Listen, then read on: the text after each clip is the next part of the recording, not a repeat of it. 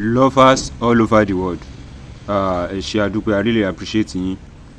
Thanks for watching. Bẹ́ẹ̀ ṣe ń like àwọn videos wa, bẹ́ẹ̀ ṣe ń subscribe, bẹ́ẹ̀ ṣe ń comment, I really appreciate yín. Ẹ ṣé gan ni. Ọ̀rọ̀ tá fẹ́ tún discuss, ọ̀rọ̀ tí a ti discuss tẹ́lẹ̀ ni nípa ọ̀rọ̀ bàbá Otolo. Ṣé n pé a ti fún yín ní update pé bàbá Agbala Gabriel pé wọ́n gbé wọn wá sí online, wọ́n dẹ̀ solicit support fún wọn, àwọn èèyàn dẹ̀ turn up. Nǹkan tá a fẹ́ jẹ́ kẹ́ ẹ mọ̀ ń sìn ni wípé stage tí owó táwọn èèyàn donate fún wọn, stage tó dé, nǹkan tí wọ́n fẹ́ fi owó yẹn ṣe. Ẹ má gbàgbé pé a sọ wípé wọ́n jẹ gbèsè lẹ̀ tẹ́lẹ̀, pé wọ́n ní marketer wọn wípé ó kú páwọn dẹ̀ yáwó ní báǹkì ni.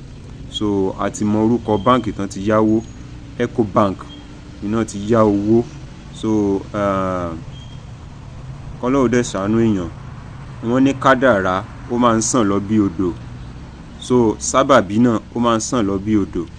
Ìjọ́ tí kádàrá àti sábàbí bá dẹ̀ ti sàn pàdé, ọjọ́ yẹn ni àánú ó dìde fún ẹni yẹn, ọjọ́ yẹn ni àánú máa fọ̀n.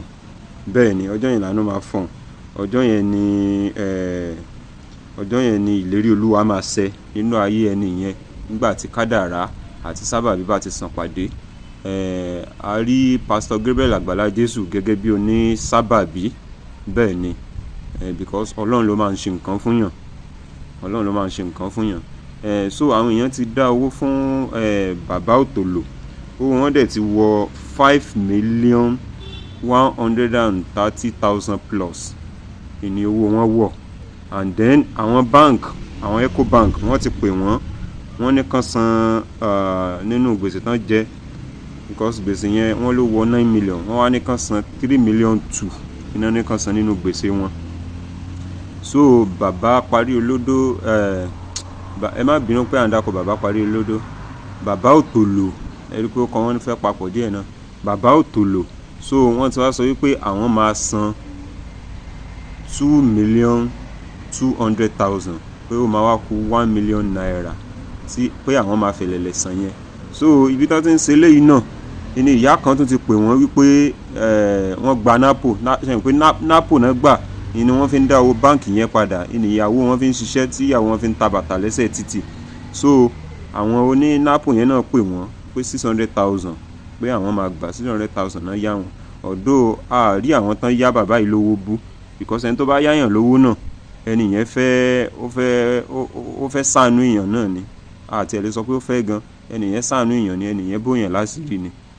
So ẹni tó bá yáyàn lówó, ẹni yẹn ò fẹ́ jẹ́ káṣìírí èèyàn ó tú ni, ẹni tó bá yáyàn lówó, ẹni yẹn ò fẹ́ jẹ́ kéèyàn ó tẹ́ láwùjọ ni. So wọ́n ti sọ pé àwọn máa san 600,000 yẹn náà. So ibi tí bàbá tí wọ́n ń solicit pé káwọn èèyàn tún ṣàánú àwọn sí, ẹ ti máa rí bí bàbá ṣe ń rawọ́ ẹ̀bẹ̀, bí Pastor Gabriel Agbala Jesu náà bọ́n ṣe ń bá wọn rawọ́ ẹ̀bẹ̀ sáwọn èèyàn, bí ìyàwó wọn náà bọ́n ṣe ń rawọ́ ẹ̀bẹ̀ sáwọn èèyàn. So ibi tí wọ́n ti ń ṣe eléyìí lọ́wọ́, ibẹ̀ ni aláàánú kan ti dìde, ibẹ̀ ni olùrànlọ́wọ́ kan ti dìde sí wọn. Ọ̀dọ̀ gbogbo àwọn tán dáwó fún wọn náà, olùrànlọ́wọ́ ni gbogbo wọn o. Pastor Gabriel Agbala Jesu náà, olùrànlọ́wọ́ làwọn náà o.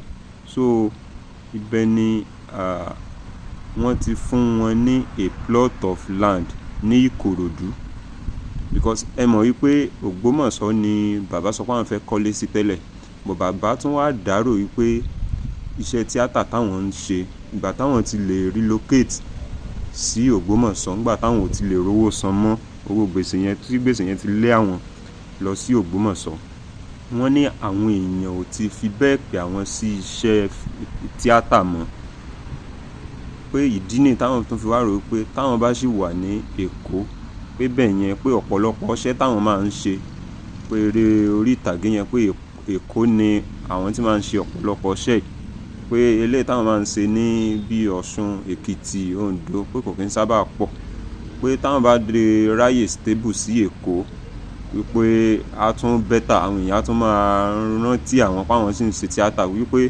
ọ̀pọ̀lọpọ̀ náà ti fọkàn sí páwọn ò ṣe tíátà mọ́. Wọ́n nígbà táwọn á pe ọ̀rẹ́ àwọn bàbá parí olódó, ìgbà tí bàbá Otolo pè wọ́n ní wọ́n á sọ pé 9 million naira iná ń ta a plot. So ibi tí wọ́n ti wá ń solicit, tán ti ń kégbe, tán ti ń rawọ́ ẹ̀bẹ̀ sáwọn èèyàn, ẹ ti máa rí fídíò yẹn náà tó ti ń show ní under fídíò wa yìí.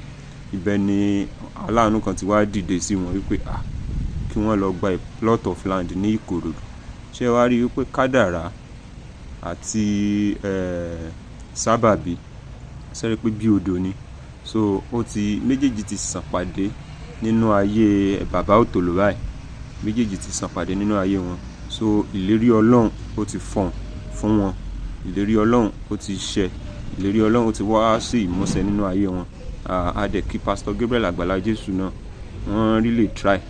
Kí gbogbo ẹ̀yin tẹ́ dá owó fún bàbá Otolo náà ẹ really try, because kò yí sí kéèyàn tó mú nínú ogún èèyàn kéèyàn tó fún ọmọlàkejì. Wọ́n dẹ̀ tún wá sọ wípé kéèyàn nífẹ̀ẹ́ ara èèyàn, kéèyàn tó nífẹ̀ẹ́ ọmọlàkejì, kéèyàn nífẹ̀ẹ́ ọmọlàkejì, kéèyàn tó nífẹ̀ẹ́ ara èèyàn. Nǹkan tí ó lè jẹ́ kí ìgbé ayé kó rọrùn fún gbogbo wa nìyẹn. Gbogbo ẹ̀yin tí ẹ̀ ń wò wá, gbogbo ẹ̀yin tẹ́ dáwó fún bàbá Otolo, gbogbo ẹ̀yin tẹ́ ń support Agbala Gabriel, gbogbo ẹ̀yin tẹ́ tún support tẹ́ ń wo fídíò wa náà, tẹ́ ń likes, ojú tẹ́ fi ń wò kò ní fọ́. Ní di ẹni àná, ní di ẹni àná. Ògo yín ò ní wọ́ mi, ní sì jẹ, dẹ̀ ní sì mu. Gbogbo nǹkan tẹ́ bá ń dáwọ́lé a máa yọrí sí rere, because wọ́n ní ọkùnrin tó ń sun rárá fọkùnrin ẹgbẹ́ àkọ́ṣẹ́ ló ń ṣe. Because Pastor Gabriel Agbala Jesu wọ́n ní pé ká má yin àwọn, wípé Ọlọ́run ní ká yìn, because wọ́n ní ó ti tó 7 years báyìí tí àwọn ti ń bá iṣẹ́ yìí bọ̀, wọ́n ní even though gan wọ́n ní ìgbà míì gan pé àwọn máa pe àwọn kiri àwọn pé báwo ni o, ṣé ẹ ti jẹun, pé kò kí ń ṣe ti àwọn gangan ló múmú láyà àwọn jù, pé kò kí ń ṣe personal interest tàwọn ló borí tàwọn yòókù. Wọ́n ní pé ọdún méje táwọn ti ń bá iṣẹ́ yìí bọ̀ ni, pé àwọn èèyàn kan ṣẹ̀ṣẹ̀ mọ Agbala Gabriel bóyá bí ọdún kan sẹ́yìn ni, wípé àwọn ti wà tipẹ́ táwọn ti ń ṣerú ìrànlọ́wọ́ fáwọn èèyàn, pé ó pé ọdún 5 báyìí táwọn kan lè ti dádó gangan, pé ọ̀dọ̀ mọ́mí àwọn làwọn wà tẹ́lẹ̀ táwọn ti gbaṣẹ́ ìránṣẹ́, pé bọ̀ pọ́dún 5 báyìí táwọn ti dádó, táwọn dẹ̀ ti ń ṣàánú àwọn èèyàn. Pé kí àwa náà ká fi irú eléyìí ṣe àríkọ́gbọ́n. Ẹni tó bá fẹ́ bẹ̀rẹ̀ irú iṣẹ́ báyìí, wọ́n ní kó wo àdúgbò ẹ̀, kó wo nínú ọmọ bàbá ẹ̀, kó wo nínú ọmọ ìyá ẹ̀ tó lè ṣàánú, tó lè ràn lọ́wọ́. Kò kí ń ṣe wípé kéèyàn wá jẹ́ kí interest tèèyàn gangan kó wá já jù. Wọ́n ní nǹkan tí èèyàn bá ṣe iná lèèyàn máa gbà. Ọlọ́run ló ní reward lọ́dọ̀. Bẹ́ẹ̀ ni Ọlọ́run ọba òdẹ̀ kí ń jẹ́ èèyàn gbé. Nǹkan tí èèyàn bá ṣe surely èèyàn máa gbà ni. So ẹ̀yin tẹ́ bá ṣe ń darapọ̀ mọ́ channel wa, we love you. Thanks for watching. Ẹ jọ̀ọ́ ẹ bá wa subscribe, ẹ bá wa likes, ẹ bá wa comment. Thanks for watching. Ẹ ṣé gan ni o.